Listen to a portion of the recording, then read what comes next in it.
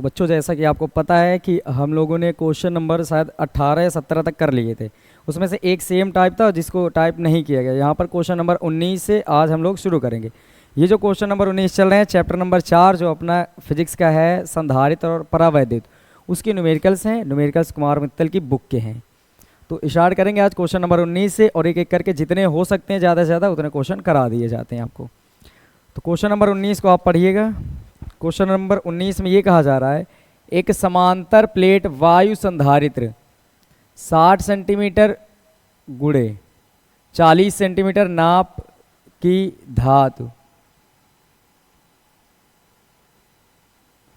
धातु की दो आयताकार चादरों से बने हैं। चादरों के बीच की दूरी 4 mm है और उनके बीच 60-40 4 mm नाप की एक विद्युत रोधी प्लेट रखी है जिसका परावैद्युतांक 7 है। इस संधारित्र को 200 वोल्ट पर आवेशित करने के लिए कितने कूलाम वैद्युत आवेश की आवश्यकता होगी। ये सारे क्वेश्चन आप अपने आप से एक बार पढ़ लेना, क्योंकि इनमें क्वेश्चन पढ़ना ही ज़रूरी है। बस मैं यहाँ समझा रहा हूँ। देखो, संधारित्र है एक वायु संधारित्र, उसकी जो धातु की चादरें हैं उनकी माप क्या लिखी है, ये देखो लिखी है 60 और सेंटीमीटर गुणे 40 सेंटीमीटर। अच्छा ये बताओ, लंबाई और चौड़ाई दे रखी है उसकी, और लंबाई और चौड़ाई से क्या निकलता है बताएं, क्षेत्रफल। तो यहाँ पर हम लिखते हैं क्षेत्रफल। ए का मान है, ए बराबर दे रखा है 60 सेंटीमीटर गुणे 40 सेंटीमीटर। 60 सेंटीमीटर गुणे 40 सेंटीमीटर। अगर इसको गुणा कर देंगे तो 4 से 24 और 2 0 मिल जाएंगे, 2 0। और बताइए सेंटीमीटर सेंटीमीटर मिलकर क्या बना देगा, सेंटीमीटर का स्क्वायर। यहाँ से ए की जो वैल्यू आ जाएगी वो 2400। सेंटीमीटर स्क्वायर को मीटर स्क्वायर में बदलने के लिए 10 की पावर -4 से गुणा करते हैं, पता है आपको। 2 0 से 2 पावर इसकी कम हो जाएंगी, तो ए का मान आ जाएगा 24 गुणे 10 की पावर -2 मीटर स्क्वायर। फिर आगे बढ़ते हैं। दो आयताकार चादरों से बनी है, चादरों के बीच की दूरी, बीच की जो दूरी है वो कितनी है, 4 mm। जैसे कि ये समांतर प्लेट संधारित्र है, ये इनका क्षेत्रफल ये मिल गया हमें, और इनके बीच की ये जो डिस्टेंस है ना, ये है 4 mm। और बताइए डिस्टेंस को किससे डिनोट करते थे हम लोग, डी से, स्मॉल लेटर की। ये है 4 mm। अगर mm को चेंज करना है आपको तो 10 की पावर -3 से गुणा करेंगे। फिर और आगे बढ़ो, इनके बीच में इस माप, ये जो लिखी 60 सेंटीमीटर 40 सेंटीमीटर 4 सेंटीमीटर, गुणे में यहाँ गुणे का चिन्ह है, नाप की एक विद्युत रोधी पट्टी प्लेट रखी है। मान लो ये कोई प्लेट रखी वैद्युत रोधी, ठीक है, जिसका परावैद्युतांक 7 है, मतलब के का मान दे रखा है आपको 7।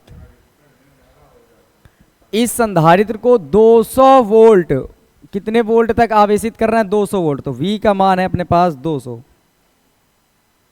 V का मान है 200 वोल्ट।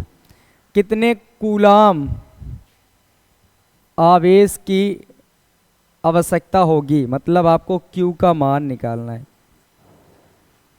अब यहां पर समझिए जरा,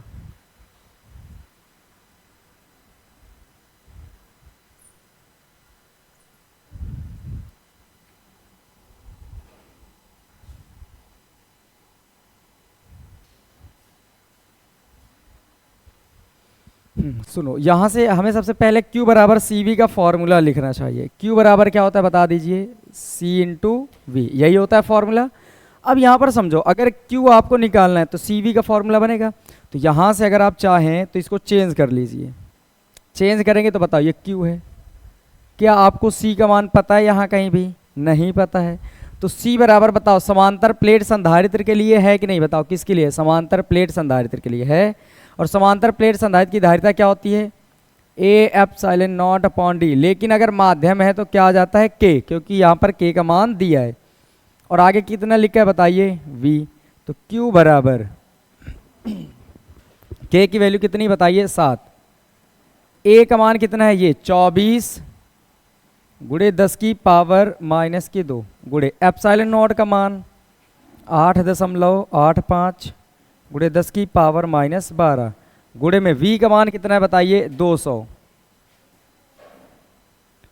नीचे आ जाएगा स्मॉल लेटर में D, D की वैल्यू कितनी, 4 गुणे 10 की पावर -3। 4 से इसको 6 बार में काटा जा सकता है, कट जाएगा 4 से 24। तो Q का जो मान आ रहा है वो देखो ये 7 है, ठीक है, और ये 6 और ये 8.85। फिर ये वाला 200 को हम लिखेंगे 2 गुणे 10 की पावर 2, समझ आया ना, 200 को 2 गुणे 10 की पावर 2 लिख सकते हो। और इन पावरों की बात करो, देखो ये दोनों पावर जुड़ जाएंगी तो 10 की पावर माइनस की 14, 12 2 14, और ये जो -3 है ऊपर भेजेंगे तो प्लस के 3। एक बार फिर से देखिए, ये 7 ये 6 ये 8.85, 200 को 2 गुणे 10 की पावर 2 और 12 और 2 मिलकर 14 और 10 की पावर -3 ऊपर गई +3। अब इनको गुणा कर लो, देखो इसका गुणा करते हैं हम लोग पहले, 2 पंचे 10 हो गया, फिर 2 अट्ठे 16 1 17, 2 अट्ठे 16 1 17, 2 अंक में दशमलव, गुणे में कितना है 6 और गुणे में कितना है 7, गुणे 10 की पावर ले लो 14 में से देखो 3 और 2 मिलकर कितनी हो जाएगी, 5 प्लस की हो जाएगी। अब ये 14 में से 5 घटाओगे तो माइनस की बचेंगी 9, फिर गुणा करो इसको। अब एक और गुणा कर लो आसानी से, देखो जीरो से कोई मतलब नहीं है ना, सबको छोड़ दो, तो 7 से गुणा करो, 6 से, 6 सते 42 के 2 और 6 सते 42, 42 4 46, 6 हासिल आ गए 4, 6 के 6 4 10। अब एक अंक में दशमलव लगाना, क्योंकि जीरो अब अगर लगाना है तो यहाँ पर ऐसे 2 लगाओ, ठीक है, 0 लगा के, बच्चा कितना 7 और गुणे में 10 की पावर माइनस की 9, फिर गुणा कर लो इसको, 7 0 0, 7 दूने 14 के 4 हासिल आ गए 1, 7 संगे 42 1 43, 7 0 0 4 हासिल 7 के 7 और 2 अंक में दशमलव, तो यहाँ आ जाएगा 2 अंक में दशमलव, गुणे 10 की पावर माइनस की 9। अगर आप इसको 3 अंक दशमलव खिसका के लाओ तो 1 2 3 यहाँ आ जाएगा, तो 0.74। अब 3 मिनट छोड़ दो और गुणे 10 की पावर कितनी बचेंगी बताइए, 6। बताओ कैसे, देखो ये 3 अंक इधर लाए तो 3 पावर प्लस की बड़ी होंगी, यहाँ कैसी है माइनस की, तो 9 में से ये 3 घट जाएंगी तो कितनी बच जाएंगी 6। अब एक बात बताइए आप, Q का जो मान आया है वो 0.74 गुणे 10 की पावर -6, तो क्या -6 को हम माइक्रो लिखना सीख चुके थे, तो यहाँ पर हम लिख सकते हैं 0.74 माइक्रो कूलाम, क्योंकि आपके बुक में आंसर आएगा माइक्रो कूलाम में, ध्यान रखिए, तो यहाँ पर आप लिख लीजिएगा ये माइक्रो कूलाम। इतना समझ आया सबको, कोई दिक्कत है किसी को नहीं? तो देखो यही चीज़ निकालना था, आवेश की आवश्यकता होगी तो इतने आवेश की आवश्यकता पड़ेगी। तो ठीक है, फिर नेक्स्ट क्वेश्चन बढ़ा जाए, अगले क्वेश्चन। समझ आ रहा है पूरी तरह से? ठीक है, अगला क्वेश्चन सीखिए जरा।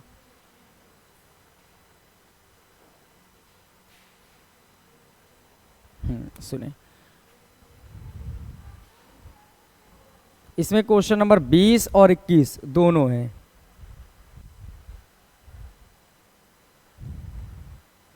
क्वेश्चन नंबर पहले 20 पढ़ो, कह रहे हैं एक समांतर प्लेट वायु संधारित्र, बताओ कौन सी संधारित्र है, तो समांतर प्लेट संधारित्र है, ये बात याद रखिएगा। कह रहे हैं को कि प्लेटों का क्षेत्रफल, जो प्लेटों का क्षेत्रफल है वो कितना है बताइए।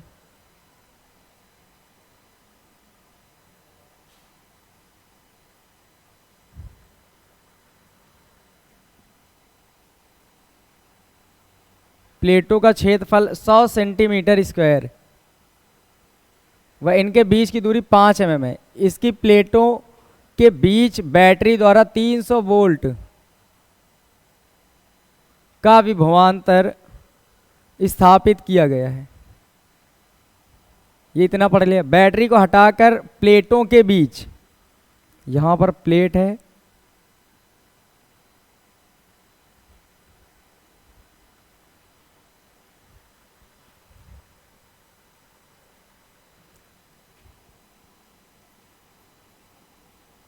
प्लेटों के बीच का स्थान एबोनाइट से भर दिया जाता है।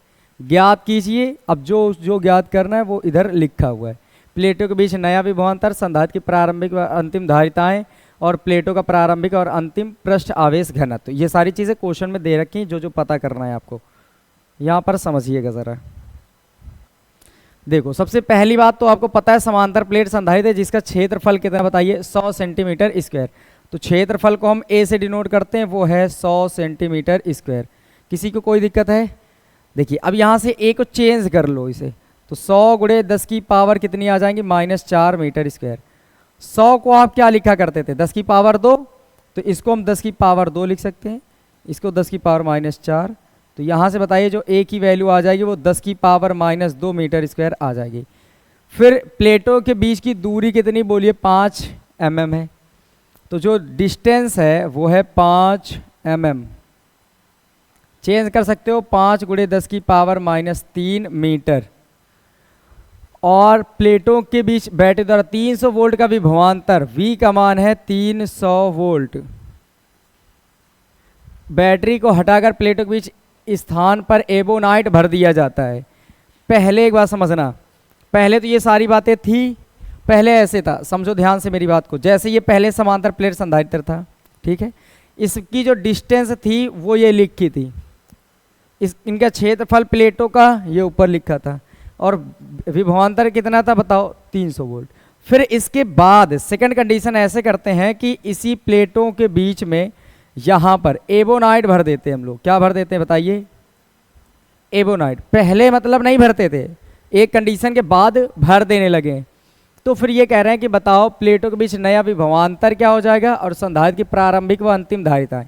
प्रारंभिक और अंतिम धारिताएं से मतलब क्या समझ रहे हैं आप बताइए? प्रारंभिक का मतलब जब एबोनाइट भर नहीं रहते तब बताओ धारिता, और जब भर देते हैं तब बताओ। मतलब जब माध्यम नहीं है तब के लिए बता दो, और जब माध्यम आ जाता है तब के लिए बताओ।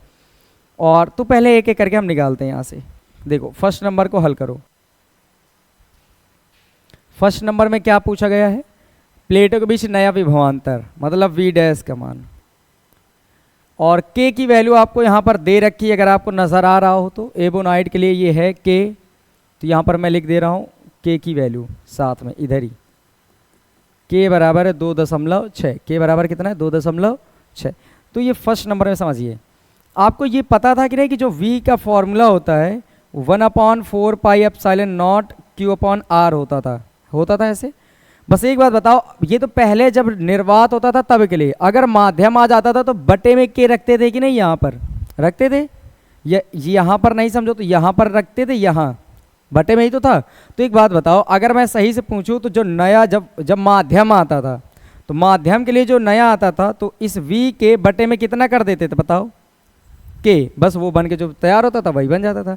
तो जो नया आएगा वो ऐसे ही आएगा, V डैश बराबर क्या आएगा? V के बटे में K। तो वैल्यू पुटअप कर दो यहाँ पर और देखो कितना आंसर आएगा। V का मान पहले कितना था? 300, और जब माध्यम भर दिया जाता है तो उसका परावैद्युतांक कितना है? 2.6। पॉइंट हटाओ, 0 बढ़ा लो, 2 से काटो इसको, 2 से 13 बार में कट जाएगा, 2 से 15 बार में कट जाएगा। अब ठीक है, इसको अगर काटोगे तो V डैश बराबर 13 के 13, कितने बचेंगे बोलो? 2 बचेंगे ना, तो 2 और 0 मिलकर 20, तो फिर से 13 के 13। अब कितना बचेगा अपने पास? 7, तो 13 पचे 65, समझ आ रहा होगा। फिर 5 बचेंगे, 13 × 39, फिर आगे तो मान लो लगभग इतना ही वोल्ट मानो, क्योंकि बुक में लगभग इतना ही दिया होगा आपके, ठीक है, ध्यान रखेंगे। तो लगभग में आप मान लेना कि लगभग में कितना है बताओ? 115 वोल्ट। चाहो तो इसको तुम 13 × 39 भी कर सकते हो, ध्यान रखना, और आगे ना करो। क्या ये फर्स्ट वाला आंसर समझ आ गया आपको? फर्स्ट नंबर में कैसे निकालना था? नया वोल्टेज। नया वोल्टेज क्या होगा? पहले वाले वोल्टेज में K के मान से हम कर देंगे भाग, जो बन के आएगा वही हो जाएगा आंसर। सेकेंड नंबर पे चलते हैं।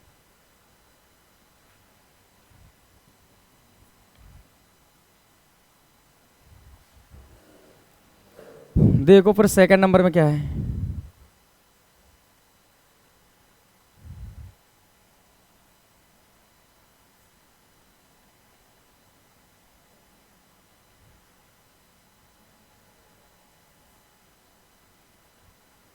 समझिए जरा, सेकंड नंबर में क्या पूछ रहे थे? संधारित्र की प्रारंभिक व अंतिम धारिताएं।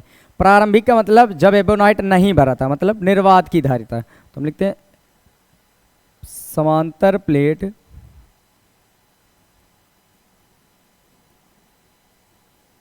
संधारित्र की प्रारंभिक धारिता। तो फॉर्मूला क्या बनाया जाएगा बता दीजिए? C बराबर A/0/D, बस इतना ही बनाया जाएगा, और वैल्यू पुटअप करो तो C का मान जो आएगा वो A की वैल्यू कितनी है अपने पास? ये 10 की पावर -2। एप्सिलॉन का मान 8.85 × 10 की पावर -12। स्मॉल लेटर में D का मान 5 × 10 की पावर 3 -की। 5 इसको काट लो, 5 1 5 दशमलव 5 सते 35 और फिर 5 सते 35, तो सी का मान आ गया 1.77। पहले ये लिख लिया जाए, और ये 12 माइनस की 2 माइनस की मिलकर कितने हो जाएंगे, माइनस की 14। नीचे क्या बचा है बताइए, 10 की पावर माइनस की 3। तो सी बराबर कितना आएगा, 1.77 गुणे 10 की पावर माइनस 14। ये माइनस 3 ऊपर भेजेंगे तो प्लस की 3 हो जाएंगी, तो सी का मान 1.77 गुणे 10 की पावर 14 में से 3 घटा दोगे 11 फैरड। ये आ गया प्रारंभिक धारिता। अगर बात कर लें यहीं पर अंतिम धारिता की,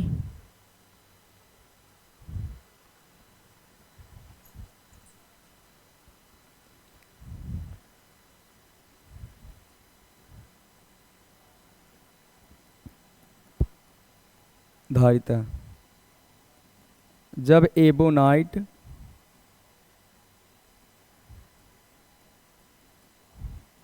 भर दिया जाए, देखो जैसे ये एबोनाइट भरोगे तो जो अब जो धारिता आएगी उसका नाम क्या देंगे आप बताओ, सी के नाम देंगे कि नहीं देंगे, और क्योंकि माध्यम आ गया है, और सी के मान किसके बराबर हुआ करता था, बोलो सी इंटू के बराबर। अब वैल्यू यहाँ पर रखो, ये सी के बराबर, सी पहले वाली धारिता कितनी है निर्वात में 1.77 और 10 की पावर माइनस की 11 गुड़े के का मान कितना दे रखा है बताइए, ये लिखा है 2.6, तो 2.6। अब गुणा करना है, इसका गुणा कर पाएंगे आप अपने आप से, बताओ एक लोग जल्दी से गुणा करके कितना आ जाएगा, गुणा करके बता दो, जो बन जाए वही आंसर कर लो एक बार गुणा, कि मैं ही करता हूँ, कर दें ठीक। 1.77 गुणे 2.6, 6 सते 42, 6 सते 42 4 46, 6 के 6 4 10, 2 सते 14, 2 सते 14 1 15, 2 1 के 2 1 3, 2 0 6 4, तो ये आ जाएगा 4 6 0 2, एक अंक 2 अंक इसके, 3 अंक में दशमलव गुणे में 10 की पावर माइनस की 11 फैरड, ये लो ये बन जाएगा। इसको केवल 4.6 गुणे 10 की पावर माइनस 11 फैरड भी आप लिख सकते हैं। इसको ध्यान से देख लेना, 6 सते 42 2, 6 सते 42 4 46, 6 के 6 4 10, जो भी आ जाए अपने आप से लिख लेना, गुणा भाग तो आप कर भी सकते हैं, अगर कुछ गलत भी है तो मेरी कोई जिम्मेदारी नहीं, मैं समझाने के लिए यहाँ आया हूँ, ठीक है, बाकी सही है वो सारी बातें, ठीक है। तो ये दो तक समझ आया कैसे करना है। तीसरे के लिए बता दें हम, प्लेटों का प्रारंभिक और अंतिम पृष्ठ आवेश घनत्व, तो ठीक है देखते हैं, यहाँ से इतना मिटाते हैं, इसकी ज़रूरत नहीं रही अभी, सी की बहुत ज़रूरत है, सी को ना भुलाइए, सी के दोनों मान लिख लो यहाँ पर। जो सी है वो है 1.77 गुणे 10 की पावर माइनस 11 फैरड, और जो सी के आया है वो आया है 4.6 गुणे 10 की पावर माइनस 11 फैरड। ये है 0 2 हटा देंगे। अब देखो इसके बाद से तीसरे के लिए,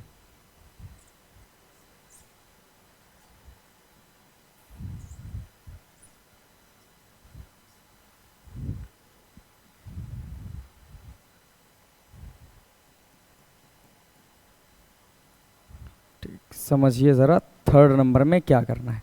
थर्ड नंबर में कह रहे थे प्रारंभिक और अंतिम पृष्ठ आवेश घनत्व, तो अगर मैं लिखूं प्रारंभिक पृष्ठ आवेश घनत्व,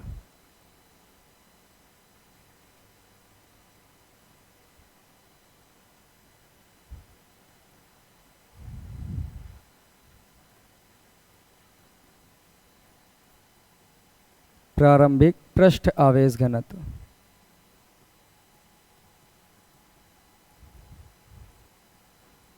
अच्छा प्रारंभिक का मतलब क्या है, जब एबोनाइट नहीं भरा जाता है, मतलब जब निर्वात हो उस समय की।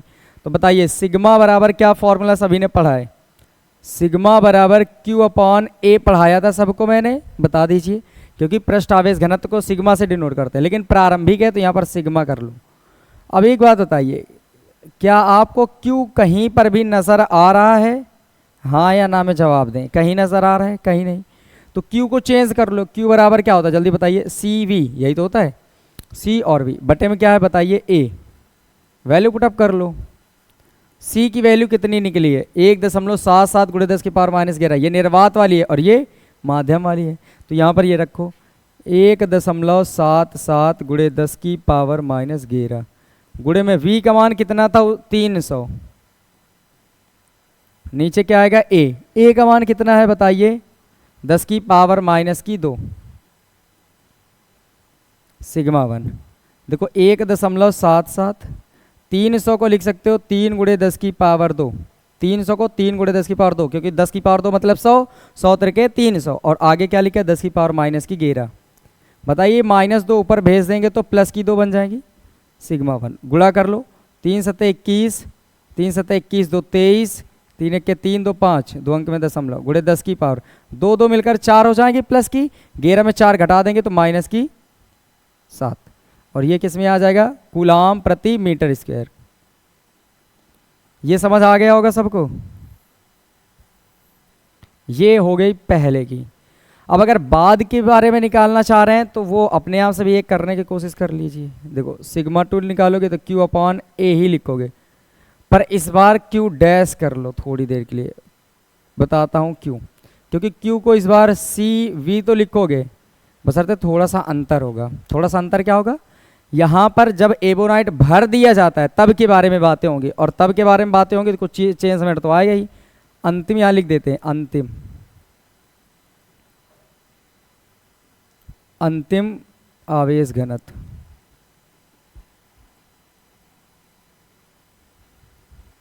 पृष्ठ आवेश घनत्व, ये फॉर्मूला बनाओगे, पर यहाँ पर क्या लिखोगे, सी के।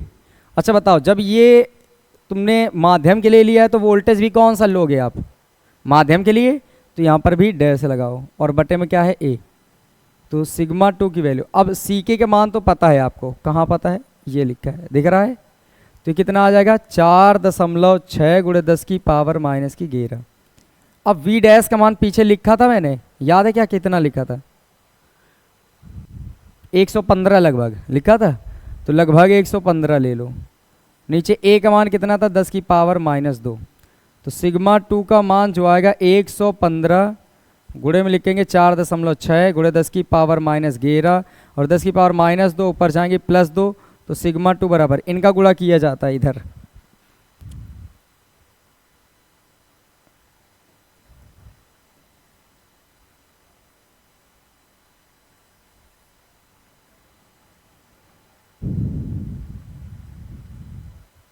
ठीक, इधर गुणा करो, 115 का गुणा कितने में करना है, 4.6 में, तो 6 पंचे 30, 6 के 6 3 9, 6 के 6, 4 पंचे 20, 4 के 4 2 6, 4 के 4 0 9 2 5 5 52 और 9, तो यह आ जाएगा 52 9 0, एक अंक में दशमलव तो यहाँ 0 लगा लो। ये 11 में 2 घटा दोगे तो माइनस की 9, तो सिग्मा 2 का जो मान आ गया अपनी तरफ ले आओ, तो 5.29 गुणे 10 की पावर 2 अंक लाए तो 2 पावर और कम कर लो माइनस के 7 कूलाम प्रति मीटर स्क्वायर। ये बन जाएगा आंसर। समझ आ गया होगा सबको। तो इस तरह से पहली और अंतिम पृष्ठ आवेश घनत्व भी निकल आए। बताएं किसी को कोई दिक्कत है तो।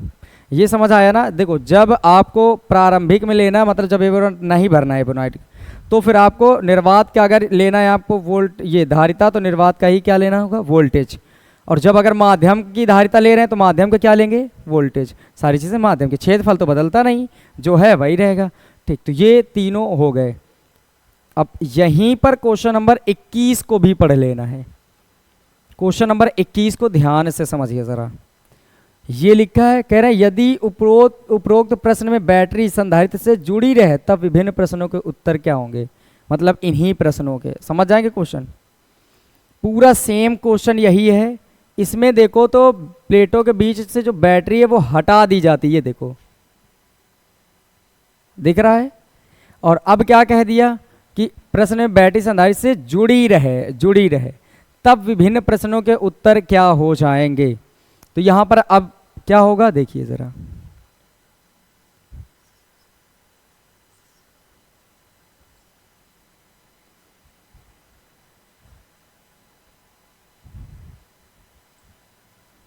मैं एक को समझा देता हूं, कोशिश करना कि अपने आप से हो जाए, क्योंकि ये सेम क्वेश्चन है। प्लेटों के बीच नया विभवांतर कब, जब बैटरी जुड़ी रहती है। एक बात मुझे बताओ, बैटरी का वर्क क्या होता है, बताओ वो क्या काम करती है बैटरी। यहां पर मान लो कोई एक इंस्ट्रूमेंट है,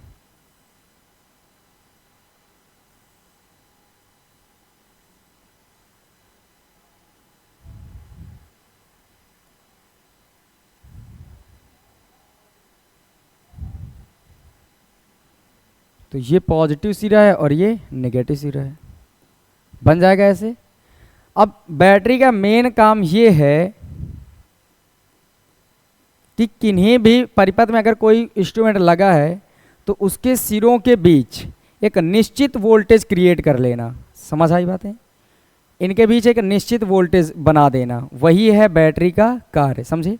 अगर किसी एक सिरे में कम हो रहा होगा तो बैटरी बढ़ा देती है और किसी में ज़्यादा हो रहा होगा तो खींचकर थोड़ा सा क्या कर देती है, कम कर देती है।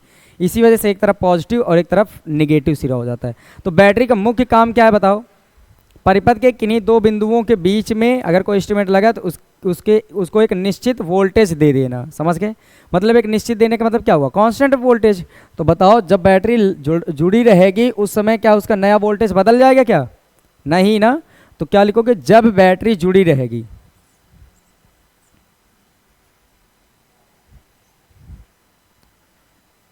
जब बैटरी जुड़ी रहेगी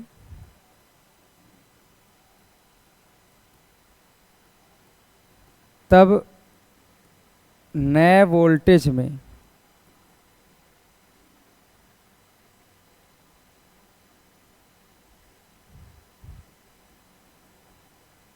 कोई परिवर्तन नहीं होगा।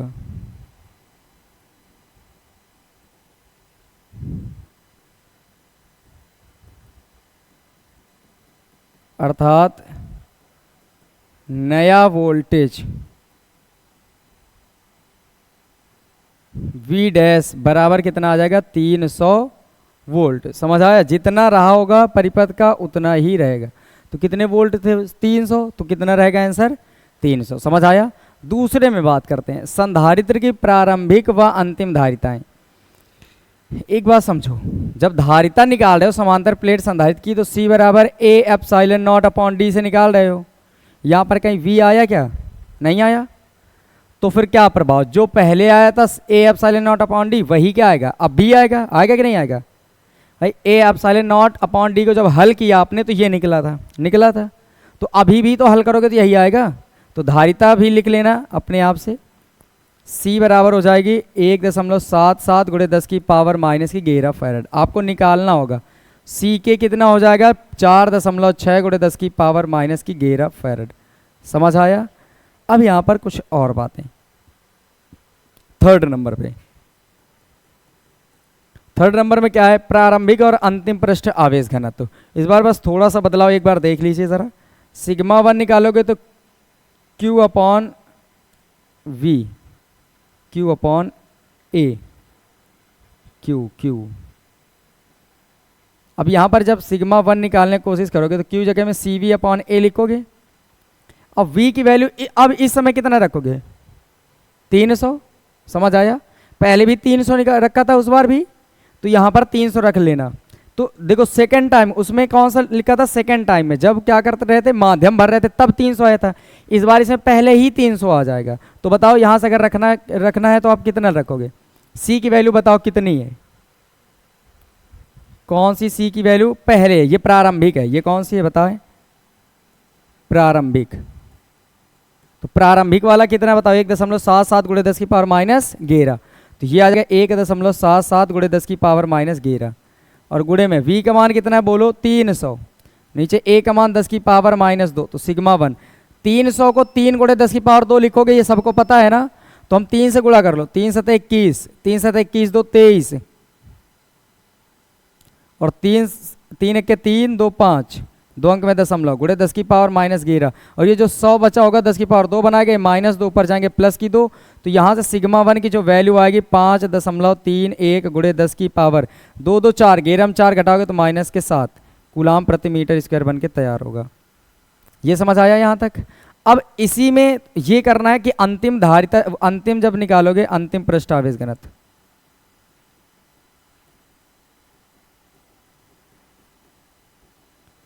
तो फॉर्मूला क्या लगाओगे बताओ? सिग्मा 2 बराबर, यहां से बनाओ आप सीधे, तो C के लिखोगे और इनटू में क्या लिखोगे? V बटे में A, यही तो लिखोगे, क्योंकि जब एबोनाइट भर दिया जाता है तब के। तो C को क्या लिखते हो? C K है ना, C इंटू K। तो K को मैं पहले लिख देता हूँ, K इंटू C और आगे V अपॉन डी। तो ये V C V upon D, C V upon D का मान कितना है, ये है, तो ये सीधे A है, ये सॉरी A है, ये A है क्योंकि Q अपॉन A है ना, A, तो यहाँ पर ये है A। अब ये बताओ सी वी अपॉन ए की वैल्यू निकाल चुके हो, ये लिखी है देखो, तो ये लिख लेना। तो ये K की वैल्यू कितनी है बताओ, 2.6 और गुणे में इसकी वैल्यू कितनी है 5.31 गुणे 10 की पावर -11। अब इसको हल करना आपकी जिम्मेदारी है, जो बन जाएगा। तो लास्ट टाइम वाला कहाँ है, ये है माइनस के साथ, तो ये जो हल कर लोगे जो आएगा वो अपने आप से निकाल देना, वही आंसर हो जाएगा। ये लो बस इतना काफ़ी है। ये बस आपको याद रखना है, बैटरी का मुख्य काम ये होता है कि कोई अगर परिपथ है उसके किन्हीं दो बिंदुओं के बीच एक निश्चित वोल्टेज को क्रिएट कर लेना, मतलब कम और ज़्यादा ना होने देना। तो ठीक वही काम है अगर संधारित्र लगा है, एक समांतर प्लेट संधारित्र, अगर मान लो ये ऐसे में बनाऊँ, ये लो, ये समझो, जब इसको बैटरी से जोड़ दोगे, चलिए बैटरी से जोड़ोगे तो बताओ इस और इस बिंदु के बीच ये वोल्टेज कैसा रहेगा, हमेशा बराबर रहेगा जब तक ये जुड़ी रहेगी। तो इस वजह से 300 ही रहेगा, जब 300 रहेगा धारिता में कोई फर्क नहीं पड़ेगा, इनके लिए इस तरह से फर्क पड़ेगा, और ये फिर इसके बाद ये निकाल देना, हल हो जाएगा। ठीक, आगे बढ़ो। अब क्वेश्चन नंबर 21 तक हो गया, 22 में चलते हैं।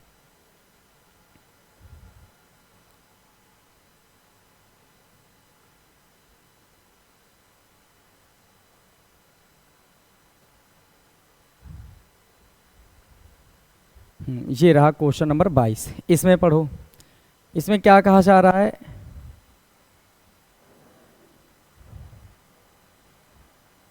देखो 3 संधारित्र जिनमें प्रत्येक की धारिता 3 माइक्रोफैरड है। कितने संधारित्र हैं अपने पास, 3 टोटल, और तीनों की धारिताएं कितनी है, 3 माइक्रोफैरड, श्रेणी क्रम में जोड़े गए हैं।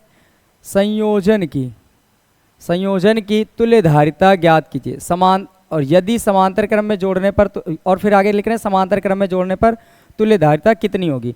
दो बातें हैं, पहले 3 संधारित्र हैं, हर किसी संधारित्र की जो धारिता है वो अपनी कितनी बताएं, 3 माइक्रोफैरड।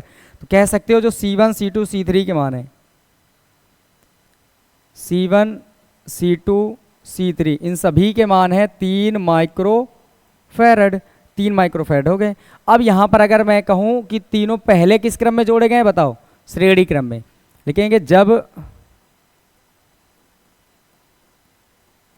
श्रेणी क्रम में जोड़े जाएं फर्स्ट नंबर में, तो बताओ तुल्य धारिता कैसे निकालेंगे आप। तुल्य धारिता निकालने का तरीका क्या है, अगर श्रेणी का मतलब ये हुआ कि ये है एक पहला संधारित्र, दूसरा संधारित्र, तीसरा संधारित्र, ये जोड़ लिए तो ये हो जाता है C1 C2 C3। और इसका एक डेरिवेशन कराया गया था ना कि समांतर क्रम में लगे जो संधारित्र होते हैं उनका तुल्य धारिता 1/C किसके बराबर होती है, 1/C1 1/C2 और 1/C3। ये है श्रेणी क्रम की। श्रेणी क्रम का मतलब एक के जस्ट बाद फिर जस्ट बाद एक ही लाइन में जुड़े होना, तो ये श्रेणी में है तो ये फॉर्मूला लगाओ, तो 1/C equal 1/C1 1/C2 1/C3, तो 1/C इक्वल 1/C1 की वैल्यू 3 है, इसकी भी वैल्यू 3 है और इसकी भी वैल्यू 3 है, हर किसी की 3।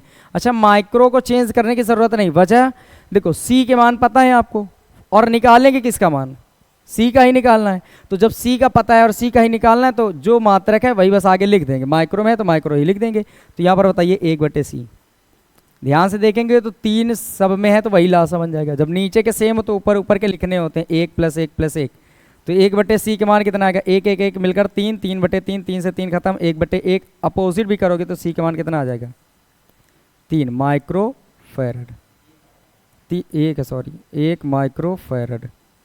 ये लो, क्या बताओ इसमें कोई दिक्कत है। अगर समांतर क्रम में जोड़ा जाए तो क्या होता था, C = C1 + C2 + C3, जितने जोड़े वो सब चलते रहेंगे ऐसे। तो अगले वाले में क्या है, समांतर क्रम में, तो इसको भी समझ लो।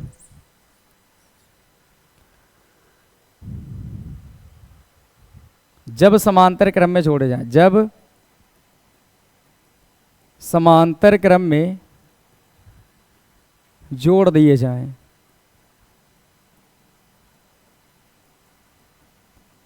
ठीक, सुनिए ज़रा, समांतर क्रम के लिए एक मैं छोटा सा चित्र बनाऊं, इधर इधर ऐसे, जैसे मान लो कि ये है ऐसे, एक ऐसे गया, फिर एक यहाँ से ऐसे मान लो, फिर एक कुछ ऐसे मान लो, और ये ऐसे करके जुड़े हैं इधर मान लो जिससे जुड़े हों। यहाँ पर बस मैं ये समझाने वाला हूँ, समांतर का मतलब होता है वो अलग अलग रास्तों में जुड़े होंगे। किस रास्ते में? अलग अलग। जैसे इस पॉइंट से देखो, C1 के लिए ये रास्ता चुनना होगा आपको जाने के लिए, C2 के लिए ये रास्ता, और C3 के लिए ये वाला रास्ता। जब अलग अलग उसमें जुड़ जाए तो समांतर क्रम में होते हैं। और समांतर क्रम के लिए जो फॉर्मूला बनता है वो C बराबर होता है C1 + C2 + C3। ये किसका फॉर्मूला है? तुल्य धारिता की। किसकी? तुल्य धारिता की। लिखना चाहो तो यहीं लिख लो, तब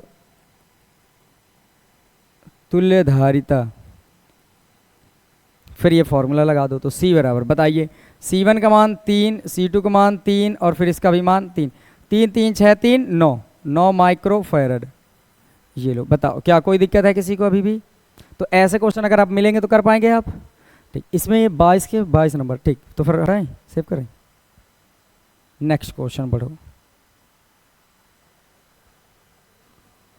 अब क्वेश्चन नंबर 23 के बाद 22, 23, 24 सीधे आ गया है। अच्छा, 22 के बाद इसी में समझ लो, क्वेश्चन नंबर 23 मैं इसी पे जोड़ के बता देता हूँ।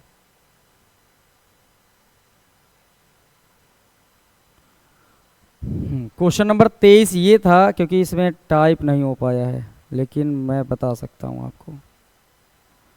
देखो, दो संधारित्र हैं, दो संधारित्र हैं जिनकी समांतर क्रम में तुल्य धारिता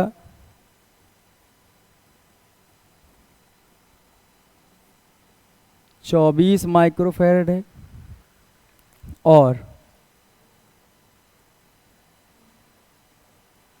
श्रेणी क्रम में 6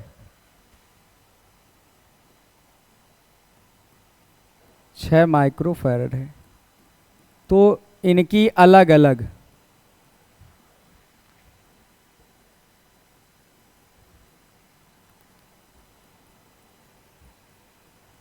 धारिताएं ज्ञात करें।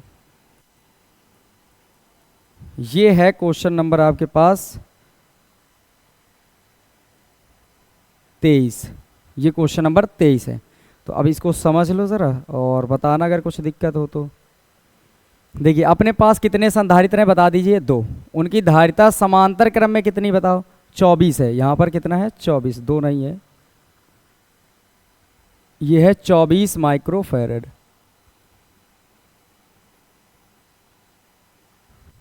अब सुनो ज़रा, 24 माइक्रोफैरड है और श्रेणी क्रम में कितनी है बताएं? 6 माइक्रोफैरड। तो हम लिखते हैं समांतर क्रम के लिए, समांतर क्रम में तुल्य धारिता, तुल्य धारिता। मान लो 2 संधारित्र हैं, ऐसे समझिए ज़रा, और ये पहले समांतर क्रम में जोड़े गए हैं।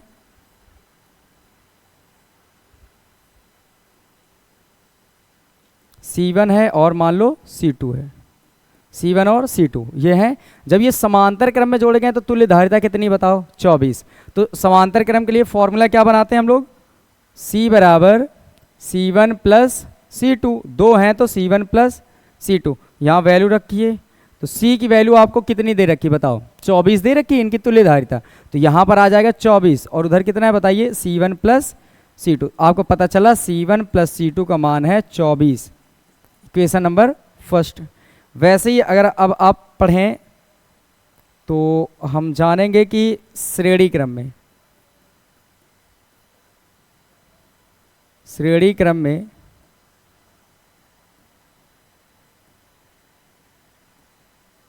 तुल्य धारिता। अब श्रेणी क्रम का फॉर्मूला क्या होता था? 1/C = 1/C1 + 1/C2। यहाँ पर वैल्यू रख लो अब, तो 1/C। C की वैल्यू कितनी है श्रेणी क्रम में? 6, और इधर 1/C1 + 1/C2, तो 1/6। बताइए इधर ये C1 C2 लासा हो जाएगा तो इसका गुणा इधर हो जाएगा, तो C2 + इसका गुणा इधर, तो C1।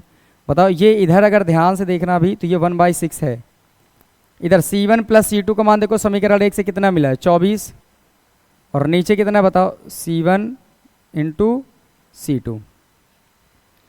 अब अगर देखा जाए तो इसको हम इसको इधर कर देंगे, इसको इधर कर सकते हैं, है ना, ये गुणा इधर हो जाएगा, तो C1 और ये इधर इधर C1 C2 बराबर 24 गुणे 6 आ जाएगा, गुणा कर लो तो C1 C2 का मान आ जाएगा 6 चौके 24 के 4 और 6 दूने 12, 12 दो 14। ये इक्वेशन नंबर 2। इतना समझ आया सबको? पहली बार क्या करना है, समांतर क्रम में लगाना है, तो C1 प्लस C2 कर लेंगे, जो बन जाएगा उसको समीकरण 1 मानेंगे। फिर दोबारा श्रेणी क्रम की बात कर रहे हैं, तो श्रेणी क्रम में जब जोड़ेंगे जो बनेगा उसको लिखते हुए यहाँ तक पहुँच आएंगे। अब इसके बाद काम करो, सूत्र एक लगाओ, बताना कितने लोगों को सूत्र याद था। अब देखो, चूंकि a माइनस बी का whole square a plus b के होल स्क्वायर माइनस 4ab के बराबर आता है। किसी को कोई दिक्कत है तो मुझे बताओ, अभी कोई दिक्कत नहीं होगी ना। ये सूत्र किसने चैप्टर नंबर 1 में शायद एक क्वेश्चन में लगाया था, है ना, जिसमें कुछ 9, 5 और 4 करके आ रहे थे कूलाम आवेश, जिनका योगफल 9 था, तो वहाँ पर ये सिखाया था, वहीं से फिर से ये आपको यहाँ पर लेना है। कैसे, मैंने कहा देखो ये आपको पता है ना C1 प्लस C2 का मान, C1 इंटू C2 का। अब इनको हल करना तो पॉसिबल ही नहीं है, तो हम क्या करेंगे, हल तो है, पॉसिबल है, बशर्ते कठिन से सरल बनाने के लिए ये फॉर्मूला बना लिया जाता है कि C1 प्लस C2 है, कहीं से C1 माइनस C2 मिल जाए तो आसानी से हल कर लेंगे। तो बताओ, इसको देखते हुए अगर आप हल करना चाहें तो a माइनस बी, तो a का मतलब होता है C1, b का मतलब यहाँ पर क्या होगा C2, तो क्या लिखोगे C1 माइनस C2 का होल स्क्वायर बराबर a प्लस बी का होल स्क्वायर, तो C1 प्लस C2 का whole square minus 4ab, 4 into C1 और C2। अब वैल्यू पुटअप करो यहाँ पर, जो बन जाए फिर बताना है। C1 माइनस C2 का मान नहीं पता है आपको, C1 प्लस C2 का मान ये लिखा है, देखो दिख रहा है 24, इसकी जगह में आ जाएगा 24 और इसका करेंगे स्क्वायर माइनस 4 गुणे C1 C2 का मान कितना है 144, तो C1 माइनस C2 का होल स्क्वायर बराबर 24 का 576 होता है स्क्वायर। इसका गुणा करो, 4 चौके 16 के 6, 4 चौके 16 के 17, 4 के 4 एक 5, ये तो पूरा सेम आ गया। जब सेम आ गया तो काट दो, क्या दिक्कत है। ये लो, ये पूरे घट जाएंगे ना, घट जाएंगे, कटेंगे तो नहीं लेकिन घट जाएंगे, वो हम लोग काट ऐसे काट देते बशर्ते ये घटते हैं, ये बात याद रखिए। तो यहाँ पर वैल्यू कितनी आ जाएगी, C1 माइनस C2 का होल स्क्वायर बराबर 0, स्क्वायर हटाओगे तो उधर रूट लगेगा, तब भी कोई फर्क ना पड़ेगा, वजह क्योंकि 0 है, 0 कोई मतलब ही नहीं। तो यहाँ पर आ गया समीकरण नंबर 3। अब समीकरण 1 और 3 को हल करना है, किसको किसको, समीकरण 1 और समीकरण 3 से। तो लिखते हैं समीकरण 1 व 3 से, 3 से। चलो रखो वैल्यू, बताओ पहला कितना है C1 प्लस C2 बराबर 24, ये वाले कितना है C1 माइनस C2 बराबर में 0। इनको जोड़ लो, जोड़ने पर तो बताओ ये खत्म हो जाएंगे, तो C1 C1 मिलकर कितने C1 2C1, इधर 24 ही तो रहेगा। बताइए ज़रा यहाँ से क्या आएगा, 2C1 इक्वल कितना है बताएं 24, ये 2 गुणे में इधर आएगा तो बट्टे में, तो 24 बटे में 2, 2 से काटो तो 12 बार में कटेगा, C1 का मान आ गया 12। अब बताओ ये चल किस में रहते हैं, माइक्रो में चल रहे हैं ना, माइक्रो में, तो जो C1 का मान आएगा वो किस में लिया जाएगा बताओ, माइक्रो फैरड। इतना समझ आया। फिर इसके बाद क्या लिखोगे, C1 का मान समीकरण 1 में रखो या 2 में, तो हम लिख देते हैं C1 का मान समीकरण 1 में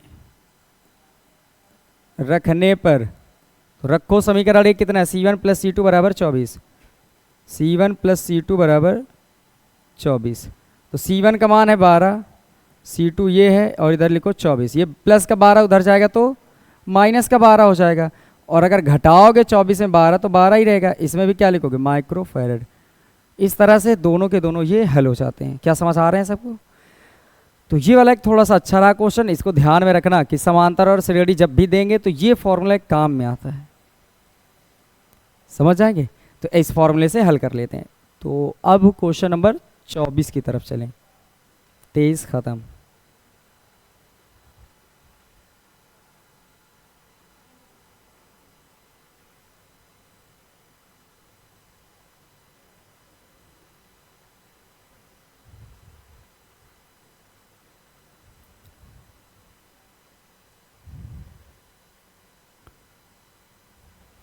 ये क्वेश्चन आ चुका है एक बार, समझे?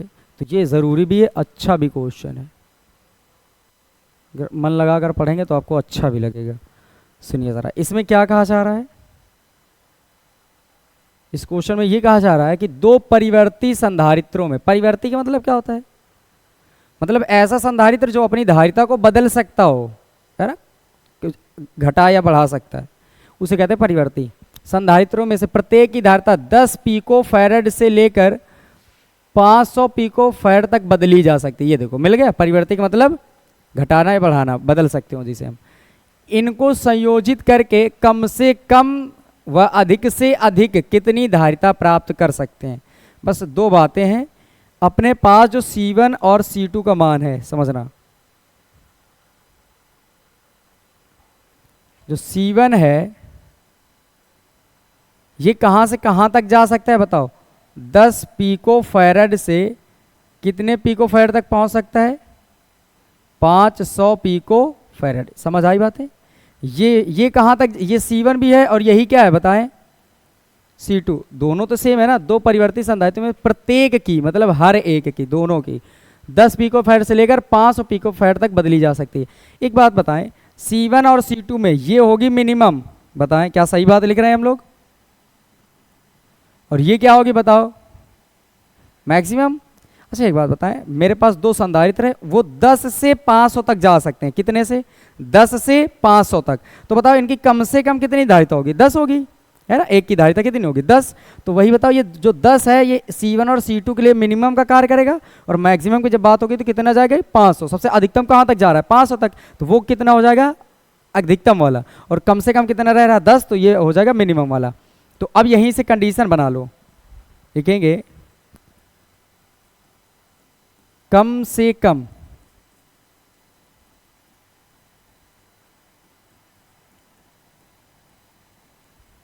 धारिता के लिए C1 का मान कितना लेंगे आप? 10 पिको फैरड। और C2 का मान भी कितना लेंगे आप? 10 पिको फैरड। अब एक चीज और मुझे बताओ, कम से कम की जब बात हो, कितने? कम से कम, कम से कम। तो कम से कम के लिए क्या जोड़ते हो बताओ? समांतर और श्रेणी दो ही पढ़े हो, एक ये है और एक ये कंडीशन है।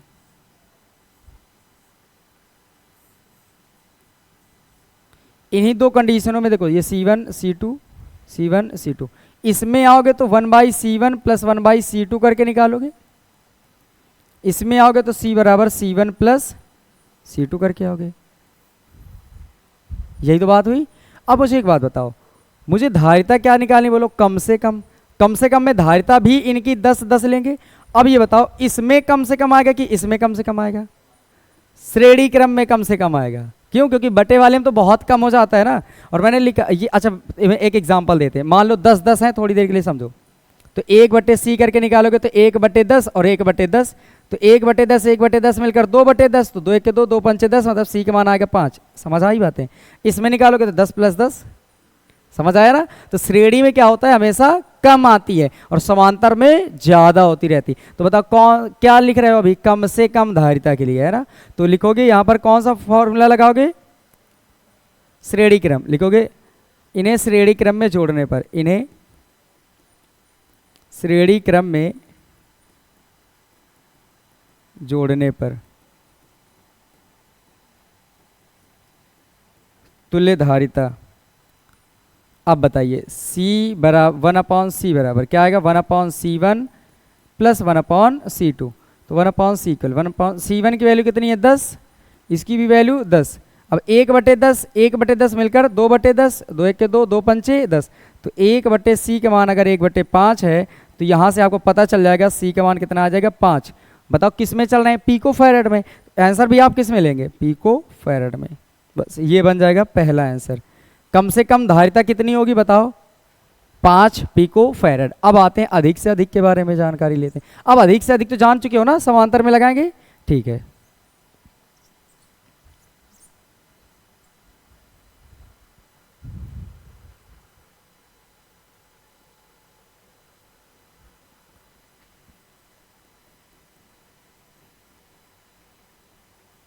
अधिक से अधिक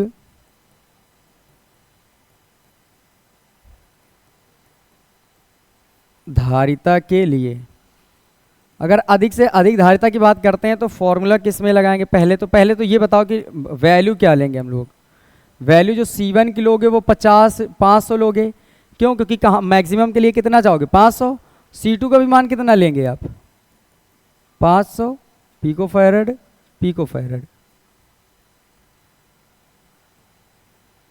ये मिल गए।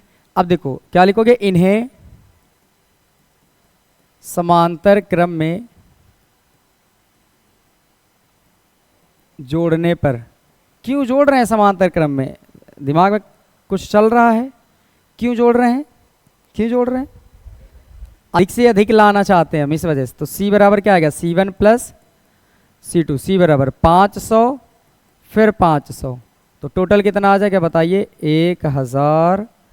अब किस में चल रहा है बताएं? पीको में, तो पिको फैरड। ये लो, ये बन गया आंसर।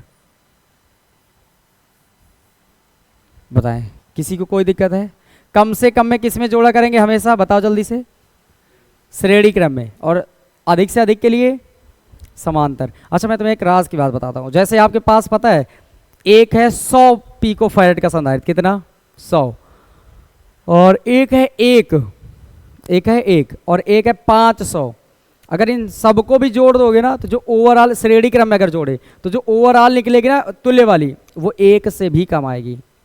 मतलब ये मैं समझा रहा हूँ, अगर किसी परिपथ में श्रेणी क्रम में कई संधारित्र जोड़े गए हैं और तो उनका जो तुल्य संधारित्र की धारिता निकलेगी वो उस परिपथ में जितने श्रेणी क्रम में जुड़े हैं उनमें से जो सबसे छोटी वाली धारिता होगी उससे भी क्या आएगी? कम आएगी। तो समझ जाओगे ना, इस वजह से कहते हैं श्रेणी क्रम में हमेशा कम धारिता मिलती और समांतर में ज़्यादा, क्योंकि समांतर में सीधे जोड़ते चले जाते हैं। ठीक, नेक्स्ट क्वेश्चन। सेव किया गया? इसे सेव हो चुका है।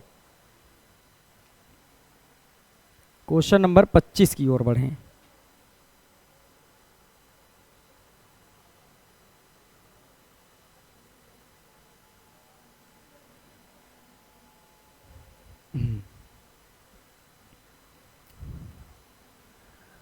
पच्चीस को पढ़ो एक बार।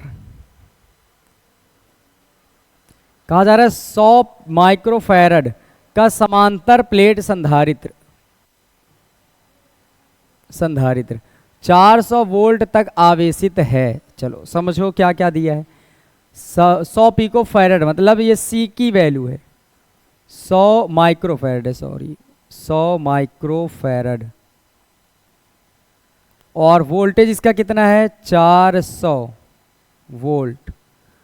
यदि इसकी प्लेटों के बीच की दूरी को आधी कर दें, तो पहले जितनी रही होगी उतनी तो रही होगी ना, बाद में क्या कर रहे हैं आप? आधी कर रहे हैं। मतलब जो D1 की वैल्यू है वो तो D थी पहले, पर D2 की वैल्यू कितनी हो गई है? D/2। ठीक है, सुनिए। तो प्लेटों के बीच नया विभवांतर क्या होगा? तो नया विभवांतर क्या होगा? अगर मैं आपसे ये पूछूं कि समांतर प्लेट संधारित्र की जो धारिता है वो कितनी है बताइए? 100। तो अगर आपसे ये पूछा जाए कि समांतर प्लेट संधारित्र की धारिता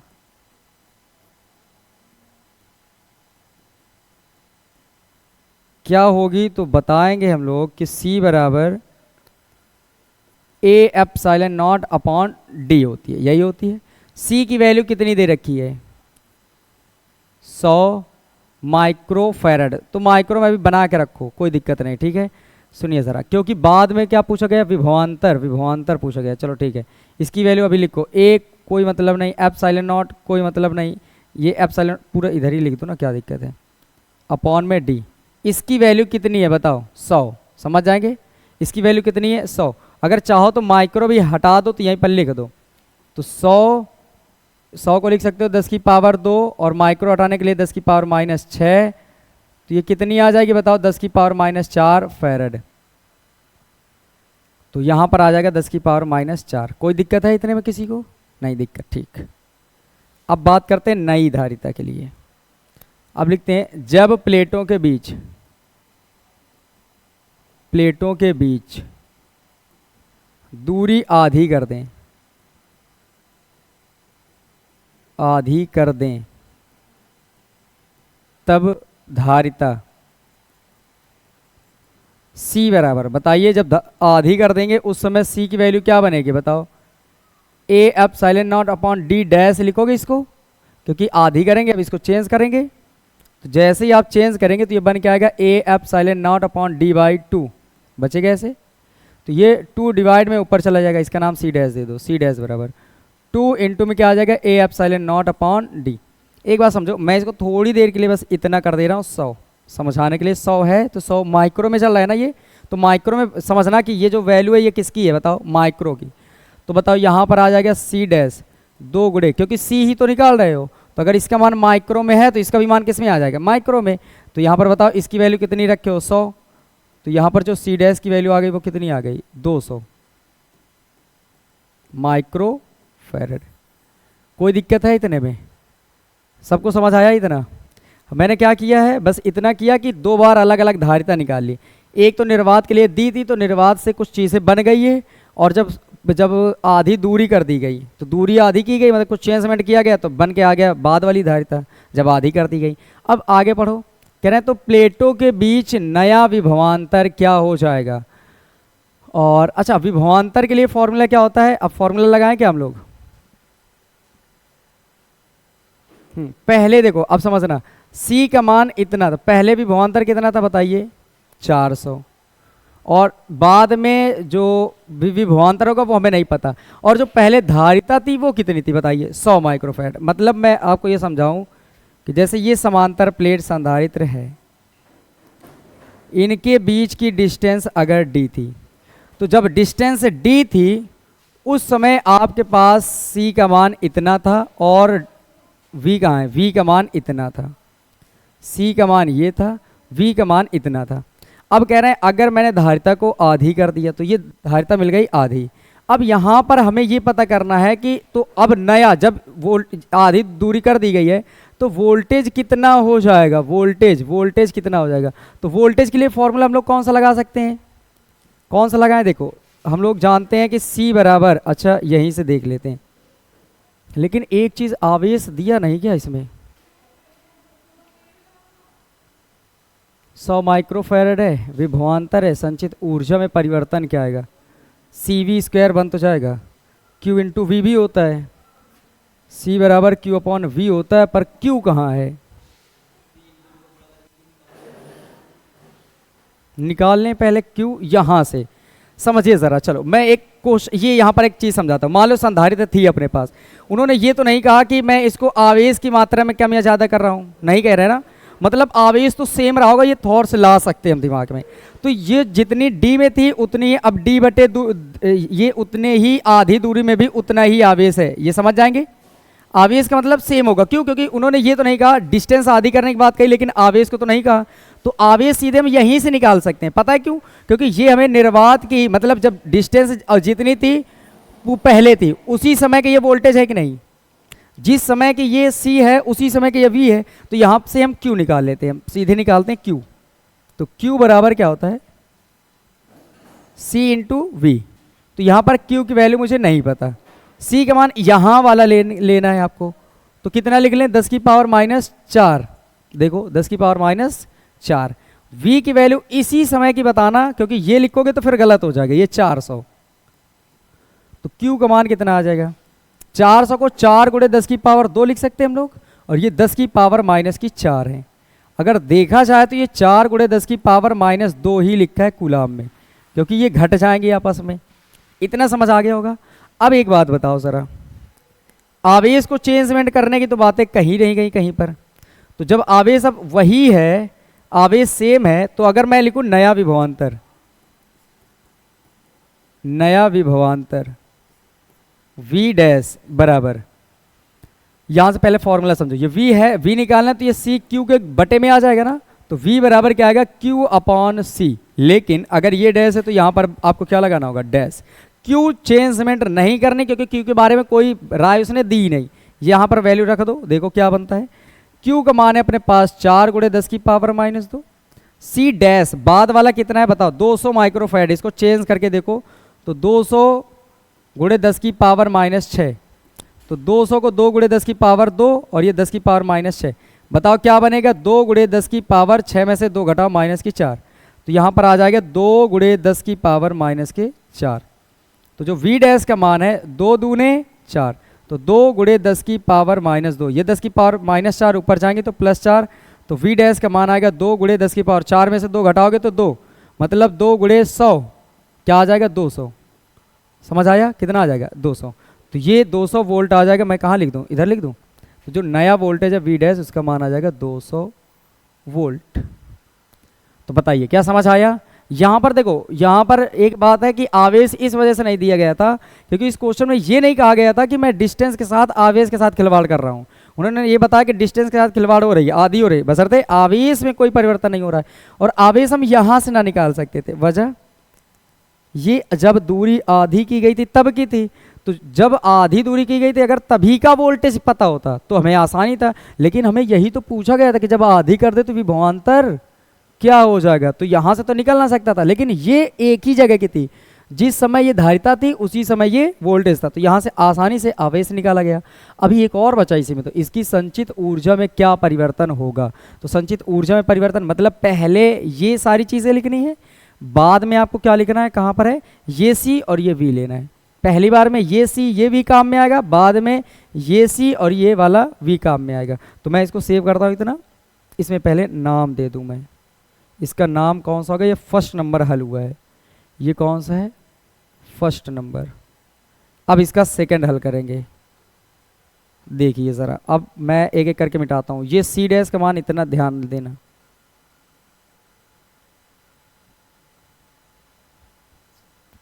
यहाँ पर वैल्यू लिखते चलें। बताइए जो सी का मान है सी डैश का, वो कितना आया है 200 माइक्रो फैरड, मतलब इसको कितना लिखा था 2 गुणे 10 की पावर -4 फैरड। और जो वी डैश का मान आया था वो 200 वोल्ट है, वो है, बस इतना लिख गया। अब सारी चीजें हटाओ।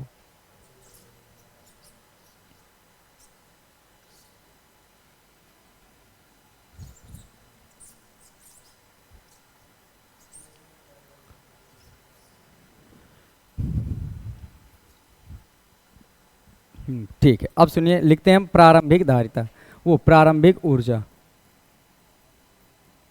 प्रारंभिक ऊर्जा, प्रारंभिक ऊर्जा मतलब जब प्लेटों के बीच का जो वो धारिता संधारित कितनी थी और वोल्टेज इतना था। तो बताओ फॉर्मूला क्या बनता है, U1 बराबर हाफ C1 V1 स्क्वायर, यही बनाएंगे। तो U1 बराबर हाफ C1 की वैल्यू कितनी है बताइए, 4 10 की पावर -4 फैरेड। V1 का मान उस समय कितना है 400 वोल्ट, इसका करेंगे होल स्क्वायर। तो U1 की वैल्यू आ जाएगी 1/2 गुणे 10 की पावर -4, ये 4 का स्क्वायर होगा 16 और ये 2 जीरो से कितने बन जाएंगे 4 जीरो। तो बताएं 2 अट्ठे 16, 1 2 3 4 जीरो। तो U1 की वैल्यू आ जाएगी 10 की पावर -4 गुणे 8 और ये 4 जीरो तो 10 की पावर कितनी बना लेंगे 4। तो U1 की जो वैल्यू आ जाएगी ये 8 गुणे 10 की पावर 4, 4 खत्म हो गए, तो ये 8 जूल आ जाएगा, ये निकल आया। फिर अंतिम अंतिम ऊर्जा या बाद में ऊर्जा लिख सकते हो, अंतिम ऊर्जा, इसका नाम क्या देंगे U2। U2 फॉर्मूला क्या होगा, हाफ C2 V2 का स्क्वायर। तो U2 इक्वल हाफ C2 का मान कितना है, मतलब C2 का मतलब C डैश, ये हो गया C1 और इसके लिए ये किसका काम करेगा C डैश का, C2 का, और ये किसका काम करेगा V2 का, ये C2 और ये बन जाएगा V2। ये सेकंड नंबर हल हो रहा है।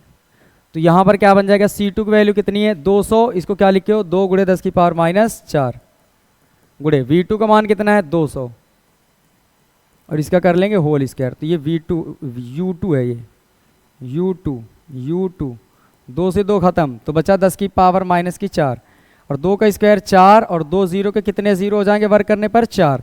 तो U2 का मान आ जाएगा ये 4 गुणे 10 की पावर 4 जीरो का मतलब 4 पावर प्लस की और इधर कितनी -4। तो ये कितना आ जाएगा बता दीजिए, यहाँ से आ जाएगा 4 जूल। अब पूछा क्या गया था, ऊर्जा में क्या परिवर्तन होगा। तो यहाँ से लास्ट वाली लाइन लिखो, ऊर्जा में परिवर्तन, ऊर्जा में परिवर्तन। इसके बाद आपको यहाँ आना है, तो बताओ ऊर्जा में परिवर्तन डेल्टा यू बराबर U1 minus U2, delta U, U1 की वैल्यू 8, इसकी वैल्यू 4, तो घट के कितनी बचेगी 4 जूल। इतना परिवर्तन आ जाएगा। आया होगा समझ में सही से? ठीक है, एक और बचा, एक और बता दिया है।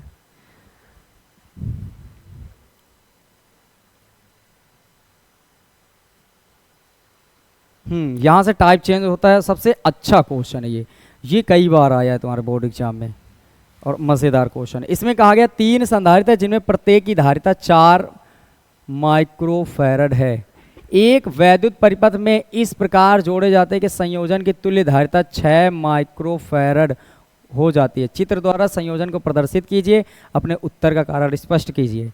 अब मैं यहाँ पर कारण वारण सब निवारण सहित बताता हूँ। देखो पहली कंडीशन, हम तो बिल्कुल अननोन है, हम नहीं जानते क्या है, बशर्ते कितने संधारित्र हैं बस इतना बता दो, 3 है, हर किसी की धारिता 4 माइक्रोफैरड है। मान लो अगर आपने श्रेणी क्रम में जोड़ने की कोशिश की तो, मान लो मैं समझा रहा हूं फिर मैं तुम्हें समझाऊंगा कि कैसे सीधे। ये हो गया C1 C2 C3 हो गए 4 माइक्रोफैरड में चल रहे हैं। अगर इसमें जोड़ते हैं हम तो, जैसे मान लो मुझे पता तो है नहीं कि कैसे जोड़ेंगे, मैं तो सीधे कहता हूं ऐसे जोड़ो। देखो मैं तुम्हें समझाता हूं कि अगर मैं होता तो मैं तो यूं ऐसे करता, ऐसे करता, ऐसे करता, ऐसे,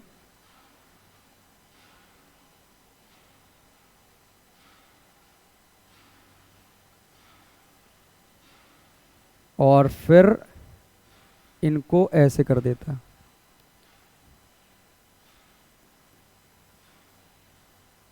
ऐसे मैं बना लेता और तुम देखते हल हो जाता। पर ये बताओ जो बच्चे हैं वो तुम लोग कैसे करोगे, है ना? दिक्कत तो इस बात की कि मैं तो बता दिया मैंने 4 ये हैं, 4 ये, मुझे पता है इनका आधा बचेगा 2 और इधर ये समांतर में आ जाएंगे 4 2 6, मिल गया आंसर, है ना? पर जब मान लो आप सभी की बातें आएंगे वो कैसे करेंगे, तो मैं तुम्हें बिल्कुल थॉट्स लेकर चलता हूँ कि कैसे कैसे बनाना है आपको। जो आपके दिमाग में आएगा उसी में से आंसर निकालना सीखना है आपको। मान लो जैसे आपने पहले कोशिश की कि ऐसे ऐसे बनाएंगे और ये 4 है और ये भी, ये C2 है, ये भी 4 है और ये C3, ये भी 4 है, मान लो श्रेणी में जोड़ ले जल्दी जल्दी, तो क्या आएगा आंसर? दिमाग लगाओ सीधे, 1/C होता है 1/C1, 1/C2 और 1/C3। अब तुम्हारे दिमाग में तुरंत आना चाहिए कि 1/4 1/4 1/4 टोटल आ जाएगा 3/4। अब बताओ 1/C का मान, 1/C का मान अगर 3/4 के बराबर आ रहा है तो C का मान 4/3 के बराबर आएगा कि नहीं आएगा? और ये क्या कभी भी 6 के बराबर हो सकता है? तो दिमाग में है कि तीनों को श्रेणी में तो नहीं रख सकते। अब तुरंत दिमाग में ये आना चाहिए कि तीनों को मान लो मैं किस में जोड़ रहा हूँ, समांतर में। अब समांतर में जोड़ोगे तो कैसे लिखोगे? C1 + C2 + C3 समांतर के लिए। तो बताओ ये क्या आएगा? C बराबर 4 4 4 कितना आ जाएगा? 12। ये कभी 6 के बराबर नहीं आ सकता। तो दिमाग में एक बात तो आई अपने पास कि ना तो हम तीनों को श्रेणी में जोड़ सकते हैं ना तो तीनों को समांतर में। तो अब तो कहीं ना कहीं मिक्स वाला चलेगा, दिमाग में ये आना चाहिए। तो अब मिक्स वाले में भी दिमाग लगाओ, और अगर इतना कर लोगे ना तो बहुत ज़्यादा दिमाग लगाने की भी ज़रूरत ना पड़ेगी, थोड़ा सा आसान हो जाएगा। तुमने ये दिमाग लगाओ कि आपको लाना कितना है, बताओ 6 लाना है ना? तो मैं ऐसा करता हूं कि 2 को श्रेणी क्रम में रख रहे हैं। किसको? 2 को श्रेणी क्रम में रख रहे हैं और इसके बाद उसके साथ एक ये समांतर में जोड़ते रहे। तो इसका मान होगा 4, इसका मान 4, इसका मान 4, C1 C2 C3 microfarad microfarad microfarad. अब यहां पर बोलो, हम लिखते हैं चूंकि C1 C2 श्रेणी में है, अतः इनकी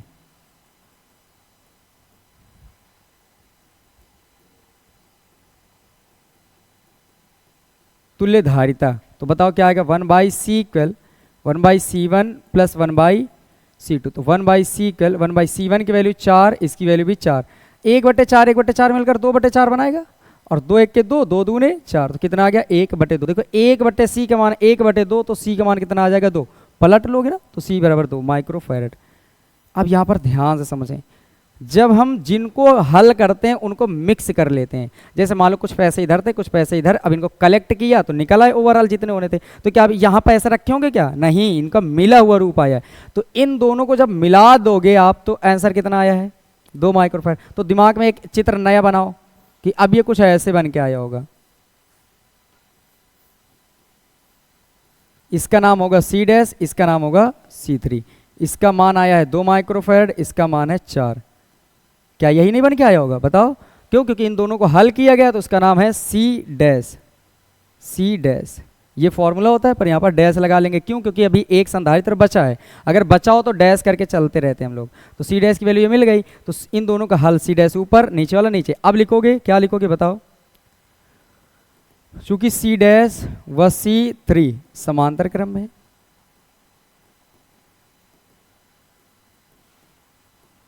अतः इनकी तुल्य धारिता, तो फॉर्मूला क्या बनेगा? C बराबर सी डैश प्लस C3।